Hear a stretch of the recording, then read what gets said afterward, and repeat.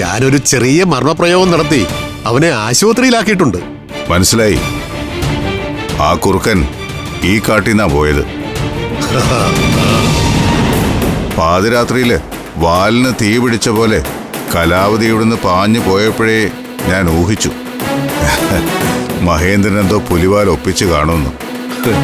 അതെ, ആശുപത്രിയിലേക്ക് തന്നെ അവര് പോയത്. കൃഷ്ണ, താൻ അവിടെ ഉള്ളതാ എൻ്റെ ഒരു ധൈര്യം. എത്രയോ കാലത്തിന് ശേഷം ഇപ്പോഴാ രാത്രികളിൽ ഞാനൊന്ന് സമാധാനമായി ഉറങ്ങുന്നത്. ചന്ദ്രൻ ഇനി ഒരു സമാധാനക്കേടും വേണ്ട. എന്റെ മോന്റെ പെണ്ണിനെയും അവളുടെ അനുജത്തിമാരെയും ഇനി ഒരുത്തരും തൊടില്ല. പൂർണ്ണമായി അവരുടെ സുരക്ഷിതത്വം ഉറപ്പുവരുത്തണമെങ്കിൽ അതിന് വേറെ ചില പഴുതുകൾ കൂടി അടയ്ക്കാനുണ്ട്.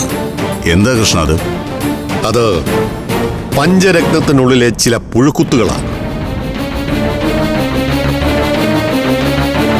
പഞ്ചരത്നത്തിനകത്ത് തന്നെ ഏതോ ഒരു വഞ്ചകയുണ്ട്. ഇന്നലെ രാത്രി മഹേന്ദ്രന് വാതിൽ തുറന്നു കൊടുത്തത് അവര് തന്നെയാണ്. ശത്രുക്കളോ? വീട്ടിനകത്തോ? ടെൻഷൻ വേണ്ട, അതാരാണെന്ന് ഞാൻ കണ്ടുപിടിച്ചിരിക്കും.